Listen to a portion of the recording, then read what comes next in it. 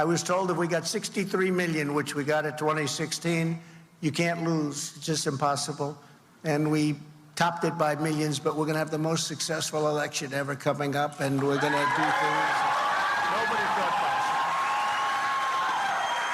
possible. Because 1 year from now, each of you will vote in the most important election of your lifetimes. Your most important. This is going to be the most important. This election will decide whether America will be ruled by Marxists, fascists, communist tyrants who want to smash the Judeo-Christian heritage, or whether America will be saved by God-fearing, freedom-loving patriots like all of the people in this room.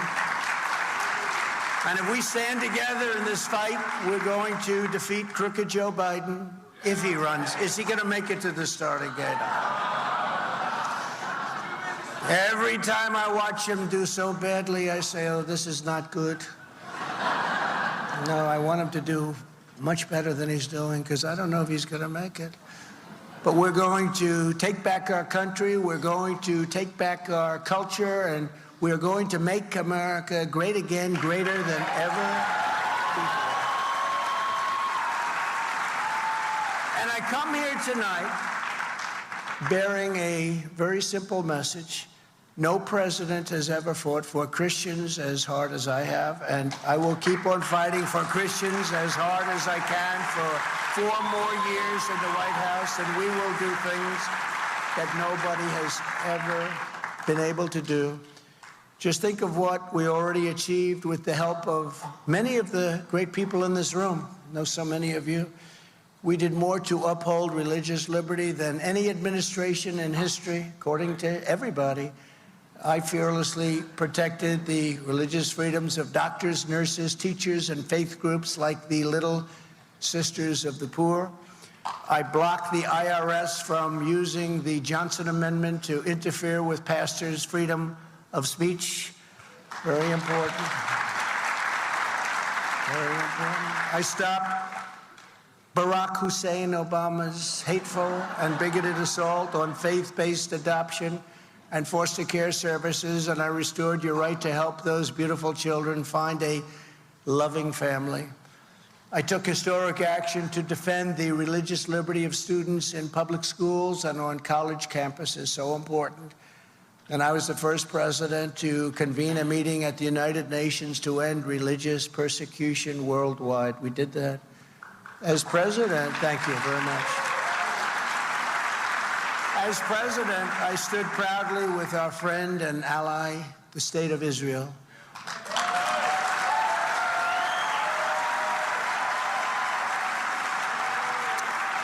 I kept my promise, recognized Israel's eternal capital, and opened the American embassy in Jerusalem.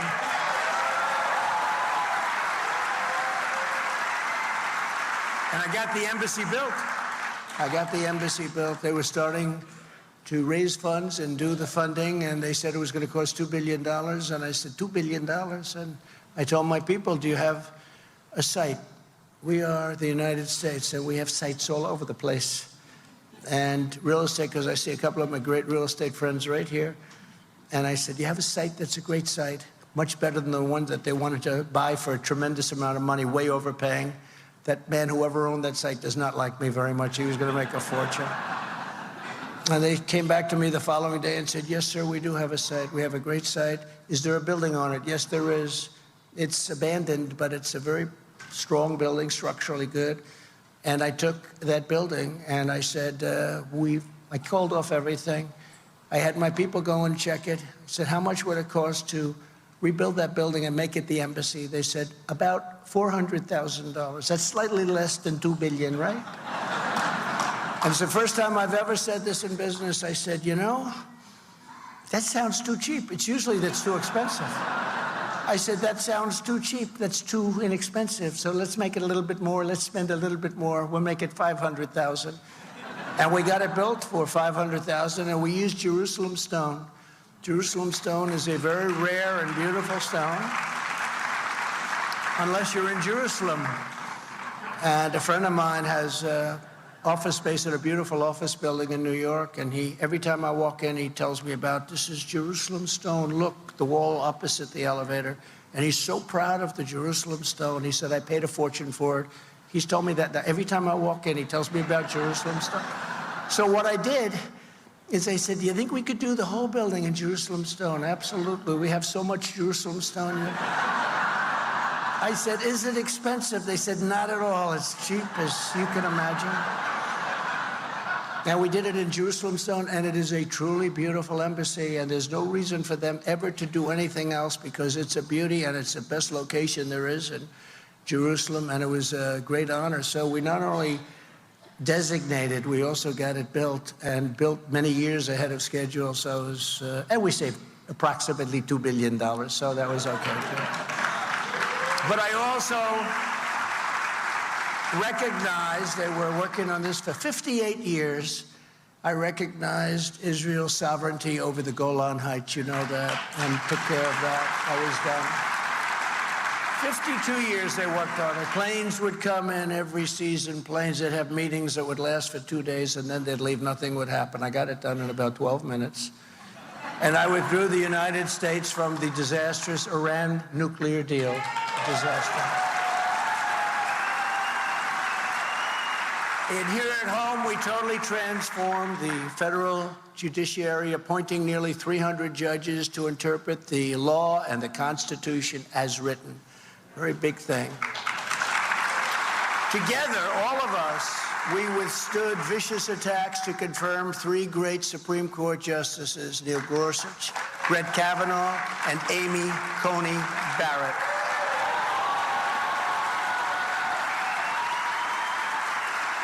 And I'm also very proud to be the most pro-life president in American history. Very proud. Thank you. From my very first day in office, I took action to protect the unborn. I reinstated the Mexico City policy. You know what that is? Stopped taxpayer funding for the abortion industrial complex, which is what it's called. And I was the first sitting president to ever attend the March for Life rally right here in Washington, D.C.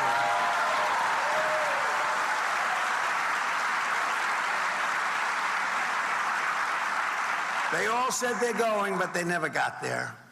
1 year ago, in a victory that conservatives had been seeking for exactly 50 years, those Supreme Court justices, together with others on the court, ruled to end the moral and constitutional atrocity known as Roe v. Wade.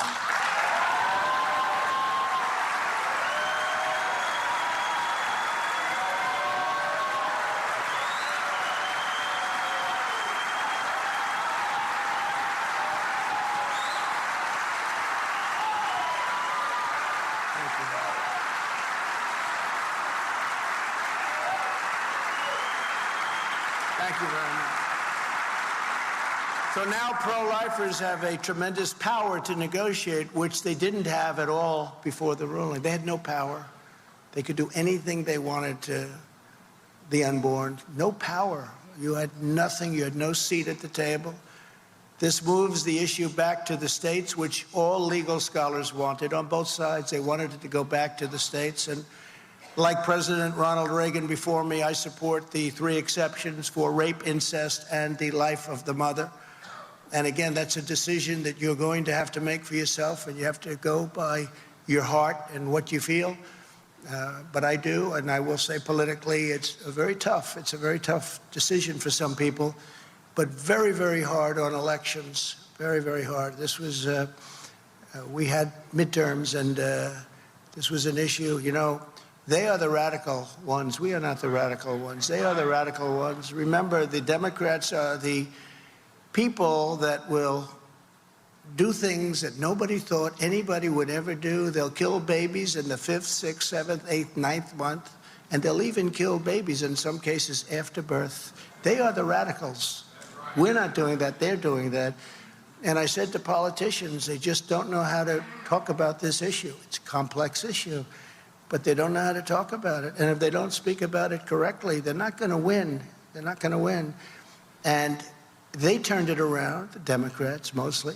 They turned it around and put it on us, and we have to take that issue, and now, really, for the first time, we have to run very strongly, but we have to know how to speak. I watch some of these politicians speaking, and it's so bad. They don't understand what it is that they're talking about, and they lost a lot of elections, and we can't let that happen. This was a great victory, but you have to be able to talk, and you have to say exactly that.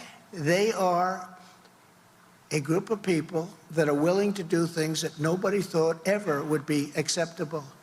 In other countries, many other countries, it's not acceptable. Just this week, Kamala Harris, did you ever hear of her?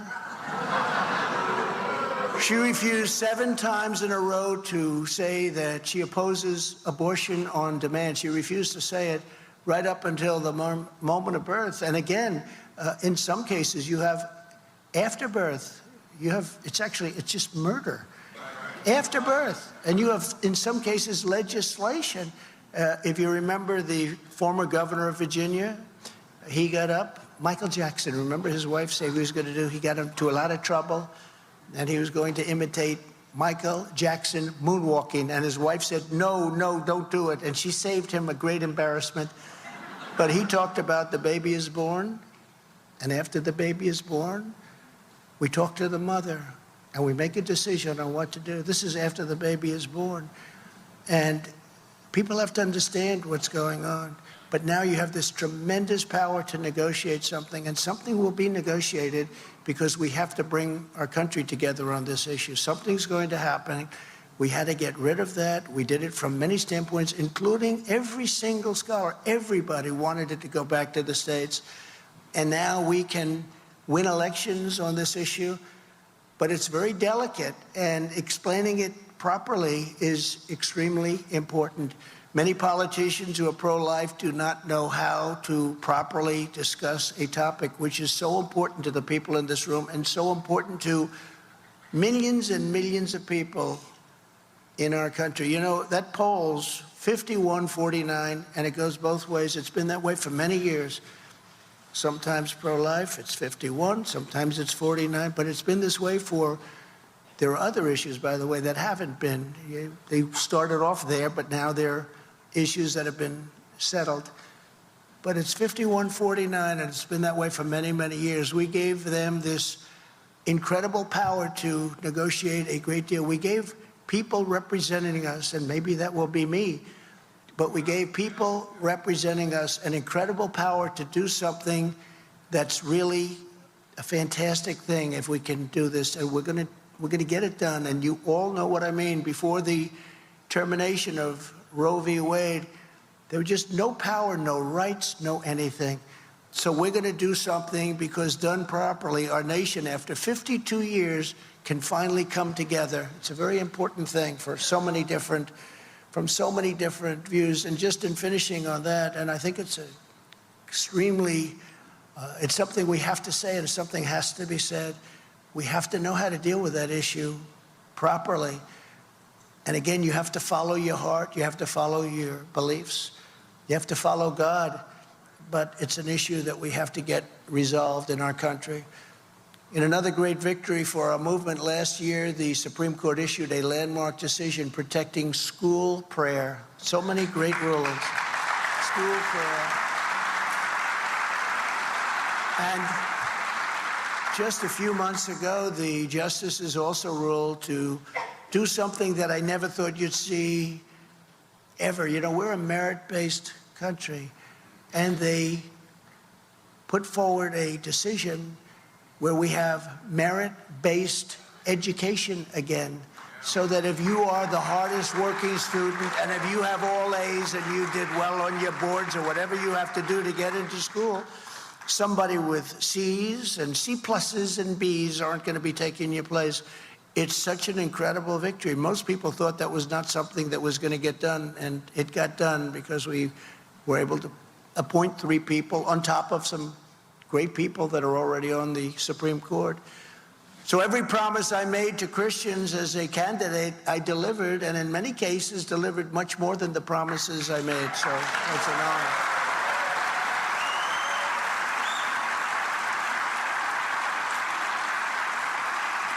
Through 4 magnificent years, I was proud to be your relentless champion for freedom, for life, for liberty, and for the great biblical traditions of Western civilization. And that's what it is. These are great, great traditions. I was honored to get up every single day and do battle on your behalf. Oh, I did battle. You probably read about some of those battles. I'm still doing battle, doing more battle than anybody even understands.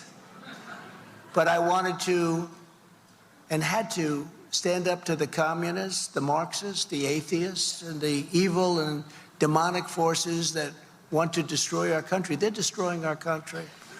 I took their fire, and I did it gladly. I'm protecting the people in this room. I'm protecting the people of this nation. And I have to tell you, it's not easy, but it's something that's such an honor to be doing. It's no wonder. Thank you.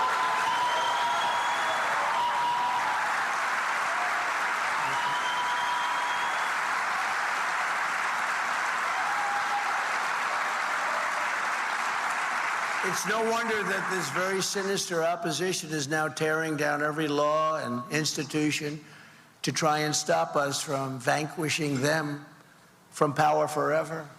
As you know, crooked Joe Biden and the radical left thugs who have weaponized law enforcement to arrest their leading political opponent, and leading by a lot, including Obama. I'll tell you what, you take a look at Obama and take a look at some of the things that he's done. This is the same thing. The country was very divided. And we did with Obama. We won an election that everyone said couldn't be won. We beat Hillary Clinton. Now, you know, I used to call her Crooked Hillary. I'd say Crooked Hillary, but I took that name away from her. That was a great day. About 2 months ago, I said, you know what?